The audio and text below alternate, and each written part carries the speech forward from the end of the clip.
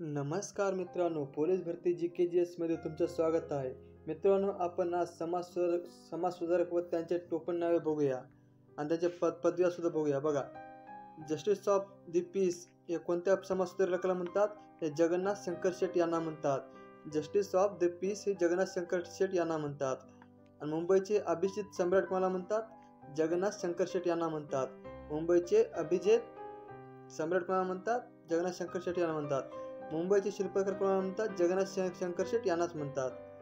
आणि आचार्य कोणाला म्हणतात? आचार्य बाळशास्त्री जांभेकर आणि आचार्य विनोबा भावे या दोघांना म्हणतात.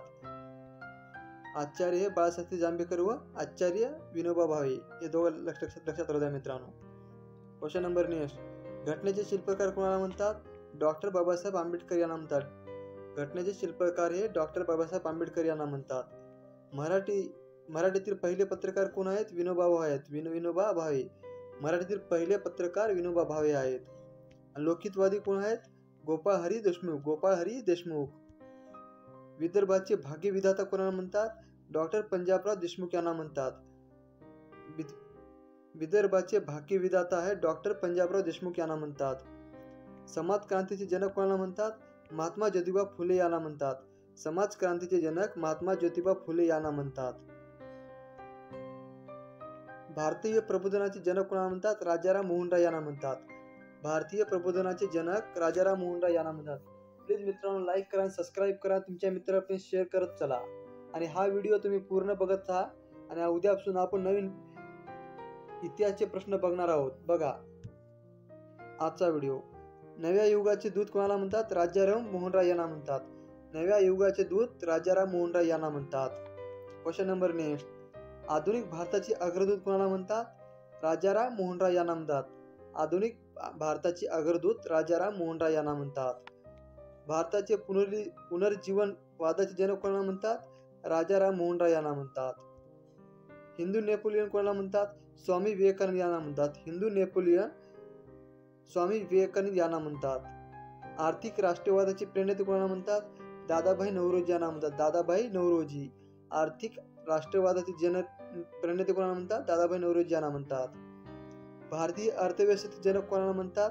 न्यायमूर्ती रानडे यांना म्हणतात. भारतीय अर्थव्यवस्थेचे जनक न्यायमूर्ती रानडे यांना म्हणतात. भारतातील स्वराज्याचे पहिले उद्गाते कोण आहेत?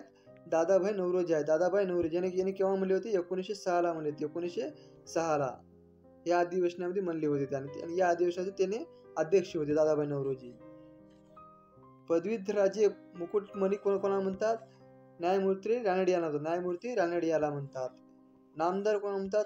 नामदार गोपाळकृष्ण गोखले याला म्हणतात. नामदार गोपाळकृष्ण गोखले याला म्हणतात. हिंदुस्थानचे बुकर टी वॉशिंग्टन कोणाला म्हणतात? महात्मा ज्योतिबा फुले याला म्हणतात.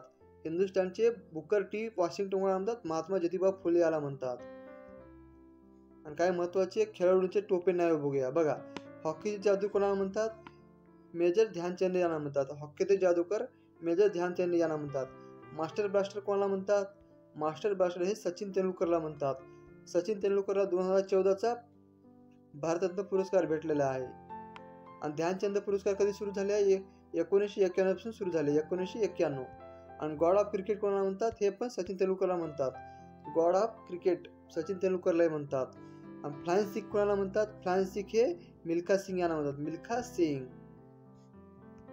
द वॉल कोणाला म्हणतात? द वॉल हे राहुल द्रविडला म्हणतात. राहुल द्रविड हे भारतीय पुरुष संघाचे प्रशिक्षक आहेत आता. ब्लॅक पर्ल कोणाला म्हणतात? ब्लॅक पर्ल हे पेले याला म्हणतात. ब्लॅक पर्ल हे पेले याला म्हणतात. म्हैसूर एक्सप्रेस कोणाला म्हणतात? जे श्रीनाथ यांना म्हणतात. जे श्रीनाथ. म्हैसूर एक्सप्रेस जे श्रीनाथ यांना म्हणतात. धिंग एक्सप्रेस कोणाला म्हणतात? धिंग एक्सप्रेस हे हिमादास यांना म्हणतात. धिंग एक्सप्रेस हिमादास यांना म्हणतात.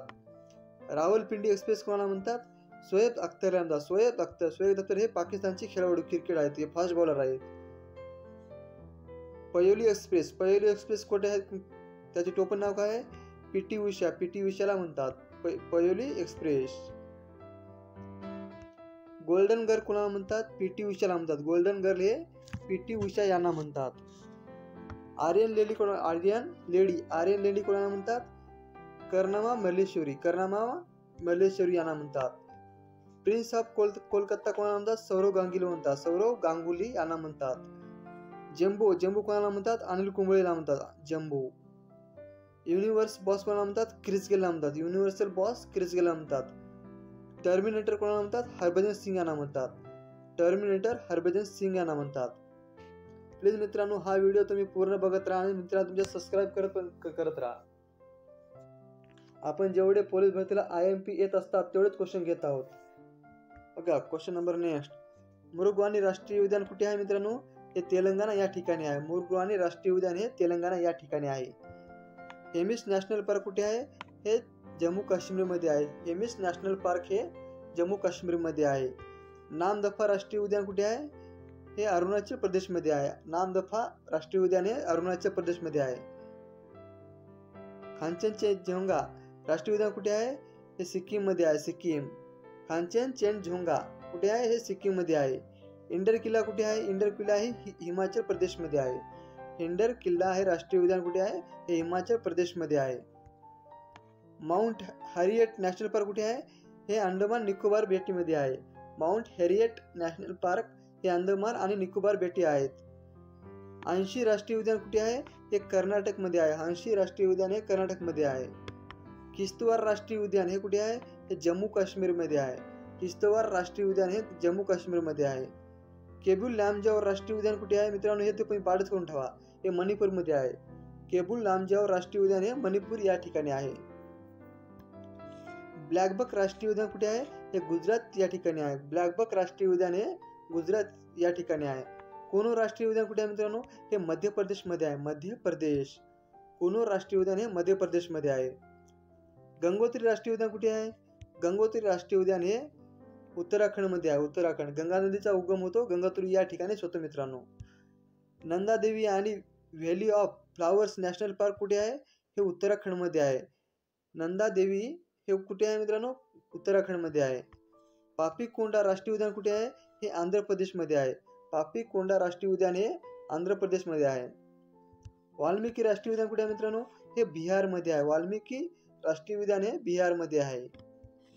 बेतला राष्ट्रीय उद्यान कुठे आहे?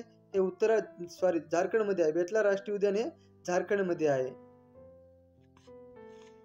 केओलामदौर राष्ट्रीय उद्यान भरतपुरी कुठे आहे? हे राजस्थान मध्ये आहे. राजस्थान.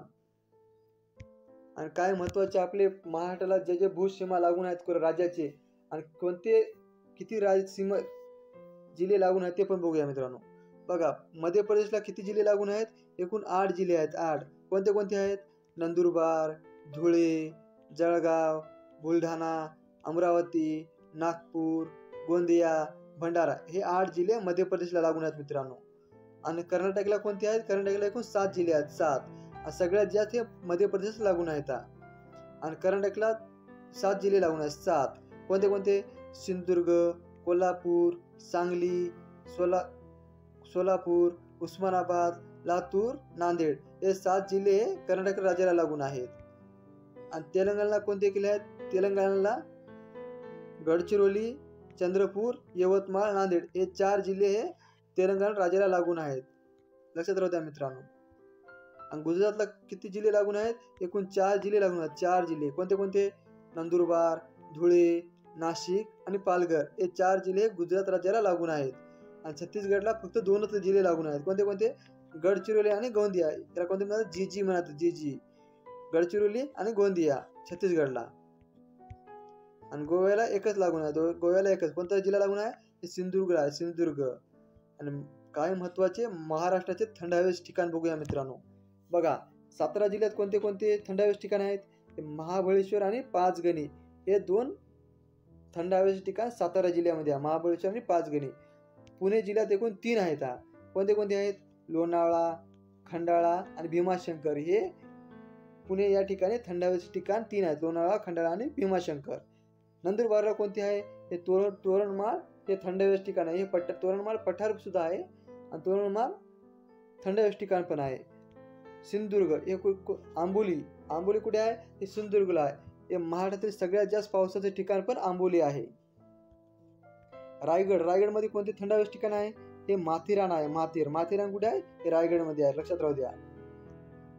हे औरंगाबाद जिल्ह्यात कुठे आहे? हे म्हैसमाळ हे थंड हवेचे ठिकाण कुठे आहे? हे औरंगाबादमध्ये आहे. सॉरी, औरंगाबादमध्ये छत्रपती संभाजीनगर, आता नाव बदलले आहे. अहमदनगर कुठे आहे? अहमदनगर कोणते थंड हवेचे ठिकाण आहे? हे भंडारदरा आहे, भंडारदरा. पन्हाळा कुठे आहे? हे कोल्हापूर आहे. पन्हाळा हे थंड हवेचे ठिकाण कोल्हापूर या ठिकाणी आहे. चिखलदरा आहे, चिखलदरा थंड हवेचे ठिकाण कुठे आहे? हे अमरावतीमध्ये आहे. चिखलदरा हे थंड हवेचे ठिकाण अमरावती या ठिकाणी आहे. पाल हे कुठे आहे? हे जळगावला पाल हे जळगावला आहे. आणि पालघरमध्ये कोणते कोणते मिळतात मित्रांनो बघा, जव्हार, सूर्यमाळ आणि मोखाडा हे 3 थंड हवेचे ठिकाण हे पालघर या ठिकाणी आहे. आणि उस्मानाबादमध्ये एकच आहे, कोणते आहे? एडशी आहे, एडशी. उस्मानाबादमध्ये एडशी हे थंड हवेचे ठिकाण आहे. रामटेक कुठे आहे? रामटेक हे नागपूर या ठिकाणी आहे, नागपूर या ठिकाणी. नरनाळा कुठे आहे? अकोला आहे, अकोला. अंबाझरी हे थंड हवेचे ठिकाण कुठे आहे? हे बुलढाण्यामध्ये आहे. अंबाझरी हे थंड हवेचे ठिकाण बुलढाणा या ठिकाणी आहे. 6 एप्रिलला कोणते दिवस साजरे करतात मित्रांनो? कोणते करतात? आंतरराष्ट्रीय क्रीडा दिवस म्हणून साजरे केले जातात. त्याचं थीम कोणते आहे? विकास आणि शांततेसाठी. 6 एप्रिलला आंतरराष्ट्रीय क्रीडा दिवस, विकास आणि शांततेसाठी त्याची थीम आहे. 29 ऑगस्टला कोणते दिवस साजरा करतात? राष्ट्रीय क्रीडा दिवस. राष्ट्रीय क्रीडा दिवस कशामुळे साजरा करतात मित्रांनो? त्या दिवशी मेजर ध्यानचंद यांचा जन्म झाला, त्यामुळे 29 ऑगस्ट राष्ट्रीय क्रीडा दिवस म्हणून साजरा केला जातो.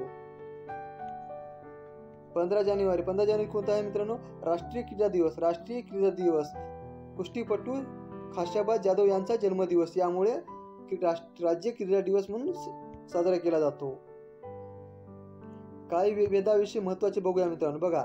एकूण वेदाचे प्रकार किती आहेत? एकूण 4 प्रकार आहेत. 4 कोणते कोणते आहेत? ऋग्वेद, सामवेद, यजुर्वेद, अर्थवेद हे 4 वेदाचे प्रकार आहेत. ऋग्वेद हे कशा संबंधित आहे? हे वेद सर्वात प्राचीन स्वरूप आहे. ऋग्वेद हे सर्वात प्राचीन वेद आहे. सामवेद हे कशा संबंधित आहे मित्रांनो? सामवेद हे गायनाचा सर्वात जुना संदर्भ आहे. सामवेद हे गायनाचा सर्वात जुना संदर्भ आहे. आणि यजुर्वेद कशा संबंधित आहे? याला प्रार्थनेचे पुस्तक असेही म्हणतात मित्रांनो. आणि अर्थवेद कशा संबंधित? जादू आणि आकर्षणिक पुस्तक म्हणतात. जादू आणि आकर्षणिक पुस्तक. प्लीज मित्रांनो लाईक करा, सबस्क्राईब करा, तुमच्या मित्रांना पण शेअर करत चला. इथेच आपला व्हिडिओ संपला. जय हिंद, जय महाराष्ट्र.